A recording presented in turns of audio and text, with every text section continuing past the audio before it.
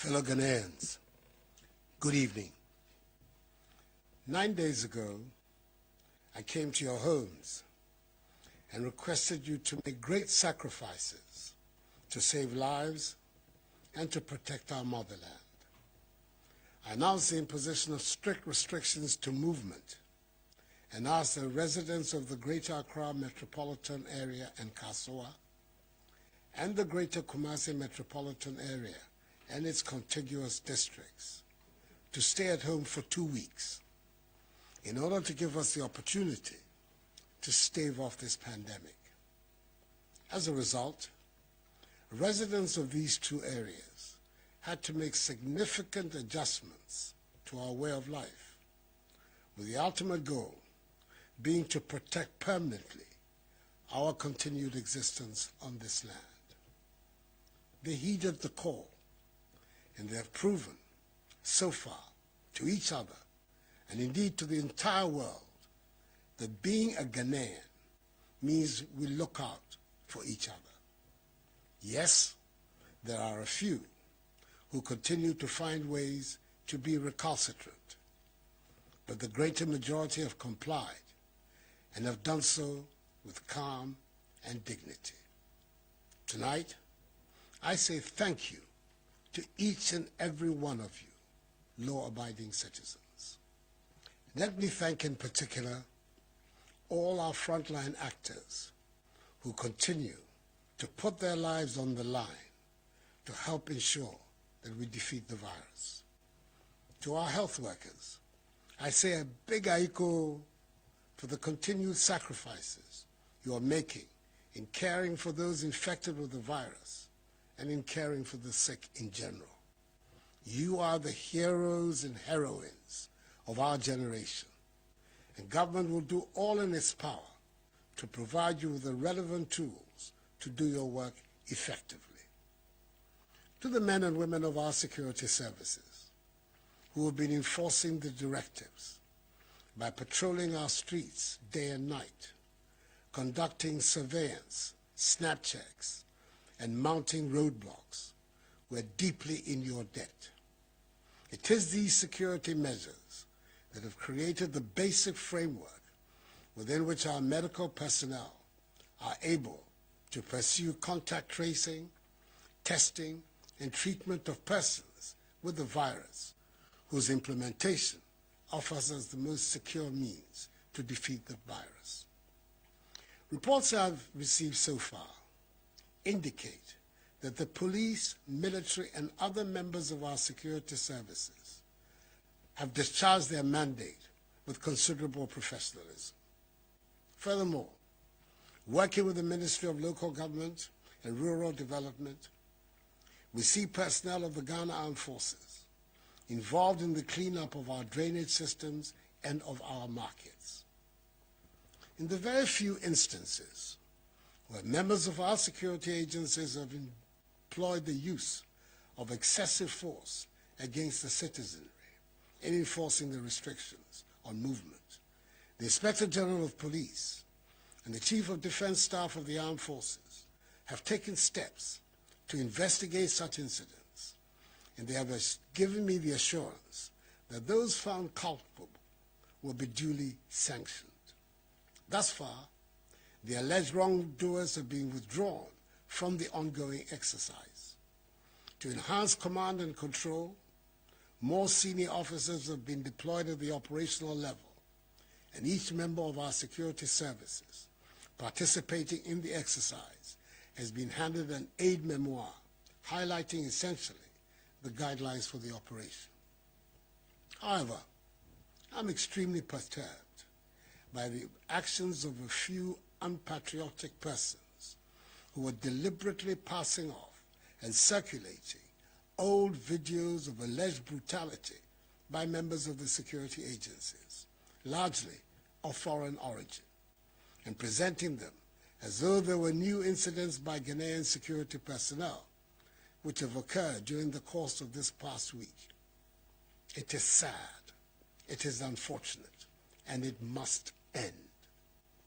We should all be in this fight together, and there's nothing to be gained with widespread fabrication and distribution of such videos, whose sole aim is to create discontent and undermine the trust of the population in the men and women of our security services. Who gains from such conduct? Nobody in their right senses. The law enforcement agencies are determined to locate the originators of these antisocial acts. Fellow Ghanaians, as I've said before, all the government is doing is intended to achieve 5 key objectives: limit and stop the importation of the virus, contain its spread, provide adequate care for the sick, limit the impact of the virus on social and economic life, and inspire the expansion of our domestic capability and deepen our self-reliance. As of today, Sunday, 5th April, our current situation is such that we have recorded a total of 214 cases. The Greater Accra region has 189 cases, followed by the Ashanti region with 12, Northern region 10, Upper West region 1, Eastern region 1, and Upper East region 1. The 10 from the Northern region are the West African nationals who entered our country illegally after the closure of the borders. In total, 3 persons have fully recovered from the disease, 49 persons have been discharged from treatment facilities and are being managed from home, and the remaining 155 are responding to treatment. 2 persons are moderately ill, and 5 persons, as I said before, have lost their lives. Of the 1,030 travelers who were mandatorily quarantined and tested on their arrival in Ghana on the 21st and 22nd of March, 79 were initially found to be positive, and appropriate arrangements were made for their isolation and treatment. Subsequently, after 12 further days of quarantine, 26 other persons were found to be positive as a result of their second test, bringing the total number of those found to be positive to 105, all of whom have been isolated for treatment. Of the remaining 925 persons who have undergone 2 tests and found to be negative, 804 have been released from quarantine to join their families. The remaining 121 are, as I speak, in the process of being released. I want to thank all of them and their families and loved ones for their understanding and cooperation with the stringent procedures the government was forced to deploy in the public interest. Efforts also at contact tracing have been ramped up over the course of the past week. Indeed, for every confirmed case of COVID-19, all the contacts have been listed, monitored, and tracked. Additionally, in the home or place of work of a confirmed case, all persons, be they at home or at work, have been tested whether they had symptoms or not. Within the locality or neighborhood of a confirmed case, the opportunity is also being provided for persons to undergo voluntary testing to ascertain the extent of community spread. We are thus about to enter a critical phase of our fight in the coming week, as the Ghana Health Service is due to receive the results of some 15,384 out of 19,276 persons who have been reached through contact tracing. It is the results of these tests that will determine our future course of action. Government's policy and measures will continue to be driven by the science in this matter. The Ghana Academy of Arts and Sciences and the Center for Scientific and Industrial Research, CSIR, are now partnering government in the struggle. I met with their representatives on Friday and arrange with them a mechanism for the realization of this partnership. The nation and I appreciate their involvement. So in the course of the coming week, a determination will be made as to whether or not to extend the duration of the 2-week restriction on movement and the implementation or otherwise of any more enhanced measures to deal with the virus. I have, however, by executive instrument, extended the closure of our borders for 2 more weeks until further notice. The data tells us that the overwhelming majority of confirmed cases came from travelers or from people who have come into contact with travelers. Fellow Ghanaians, tonight I stand before you to ask for your continued patience, support, vigilance, and adherence to the measures. Let each one of us play his or her part to enhance our collective efforts at containing the spread of the virus, which will enable us to hasten the lifting of these restrictions and returning the nation to normalcy. I was encouraged by the appreciation of government's handling of the pandemic and the offer of support by the leadership of the major political parties in the country when I met with them on Friday. I applaud Parliament's decision to call off its planned recess and be on standby to aid in the fight against the virus.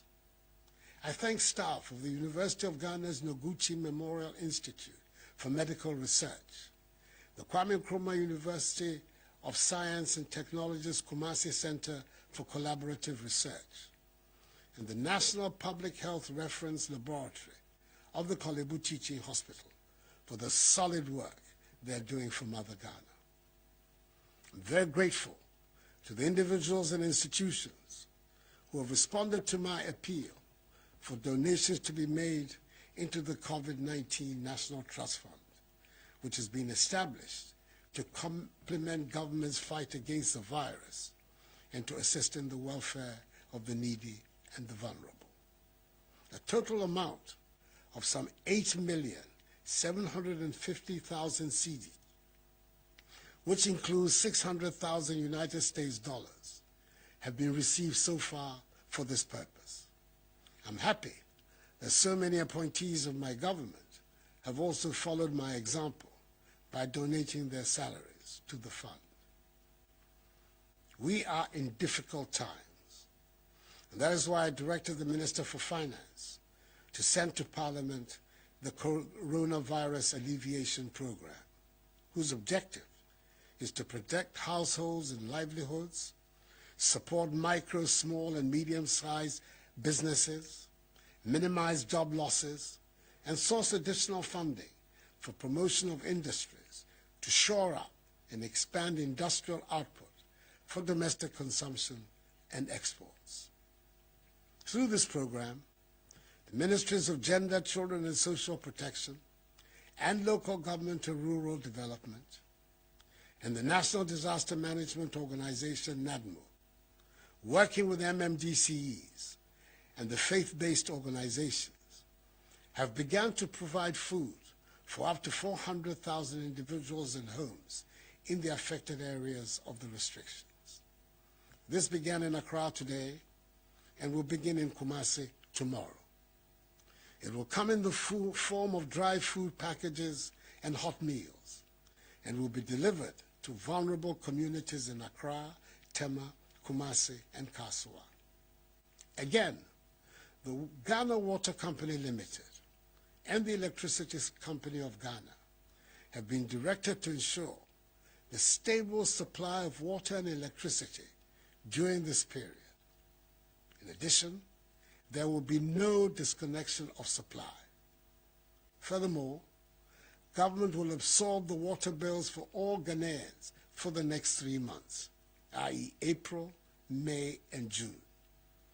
All water tankers, publicly and privately owned, are also going to be mobilized to ensure the supply of water to all vulnerable communities.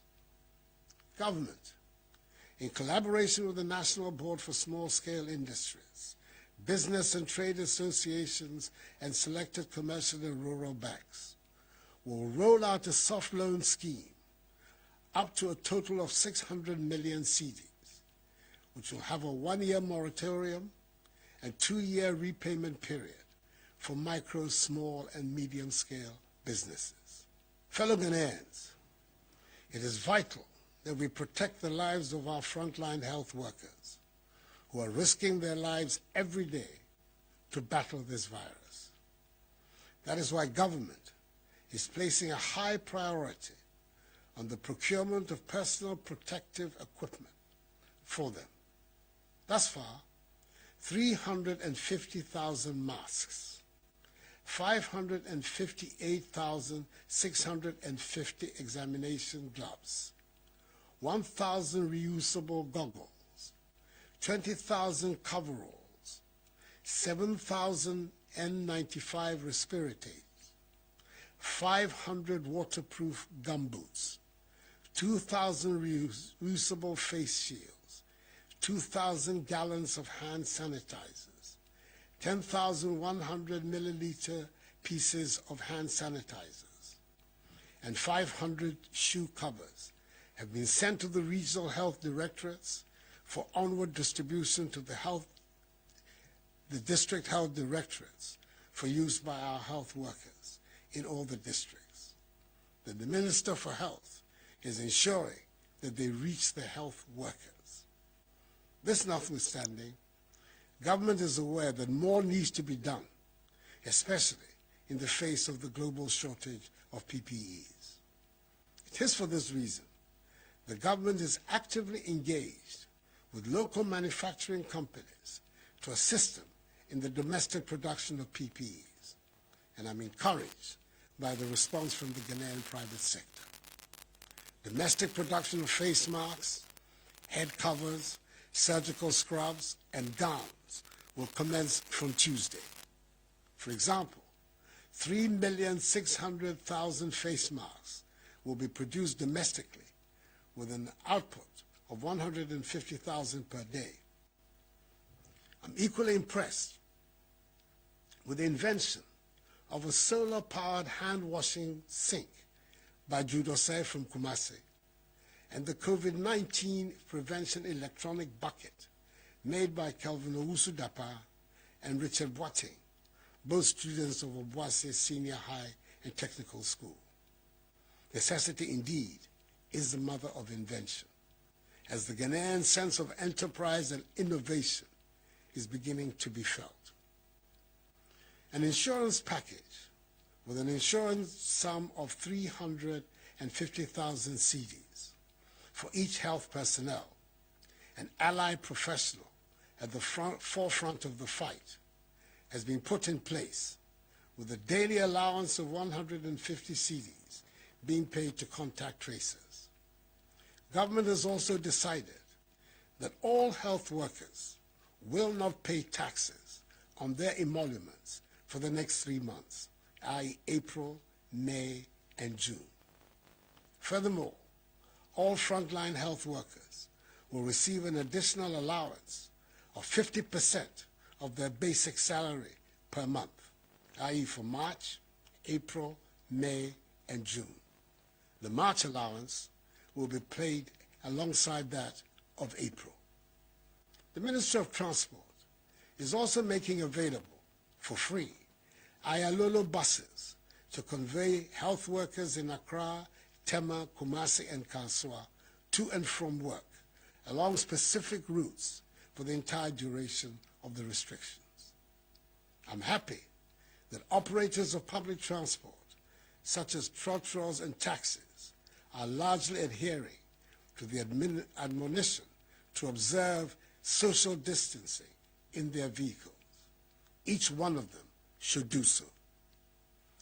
Towards ensuring the cleanliness of our country, especially in the Greater Accra and the Greater Kumasi areas, which are currently the subjects of the restrictions, the Ministry of Sanitation and Water Resources, together with some 400 personnel drawn from the police, military, fire service, and prison service, from Friday 3rd April to today, Sunday 5th April, have embarked on desilting our gutters, collection and disposal of garbage from homes, public places, markets, and vehicle terminals. We must ensure that the end of this exercise will lead to a new attitude towards cleanliness in our surroundings. That would be a positive legacy from this crisis. MMDAs outside the areas affected by the restrictions have been directed to emulate this cleanup exercise. As of Saturday, 4th April 2020, markets and lorry terminals in 13 regions have been cleaned and sprayed, with the 3 other regions set to follow in the coming few days. We've had to take the extra step of closing a few markets in Accra and Kumasi, where traders and market women had flouted the rules for social distancing. Some districts have also embraced the policy of alternate days for alternative products in a bid to decongest the markets and ensure social distancing. I'm fully aware of the disruptions to your lives occasioned by these measures. Your personal movements, way of life, the education of your children, your livelihoods have all been disturbed by this virus. But believe me, the measures are necessary if we are to free ourselves permanently of this pestilence. Fellow Ghanaians, I will continue passionately to appeal to you to observe prescribed social distancing and good personal hygiene to contain community spread. These enhanced hygiene protocols must become a part of our everyday lives. We must not abandon them. And remember that the law enforcement agencies are going to increase their enforcement of the stay-at-home directive. Do not leave your homes other than for the essential stipulated reasons. The cynics question our capacity for the maintenance of discipline in this period and in its aftermath. However, I am confident that we will prove them wrong. Ghanaians always rise up to the occasion, and we will do so again. United, we're going to win this battle.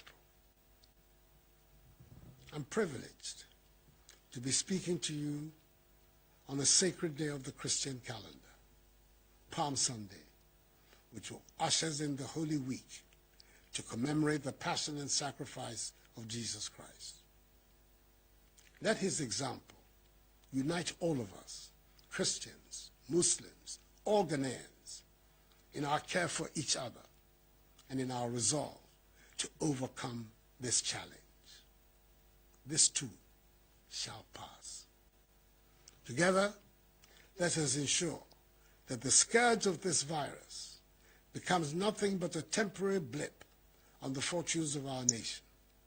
And we will go on to realize the vision and aspirations of our forebears who envisioned Ghana to be a free, democratic, prosperous nation, the beacon of freedom and justice, the Black Star of Africa, the harbinger of a new black civilization in which the dignity and prosperity of black people everywhere are assured.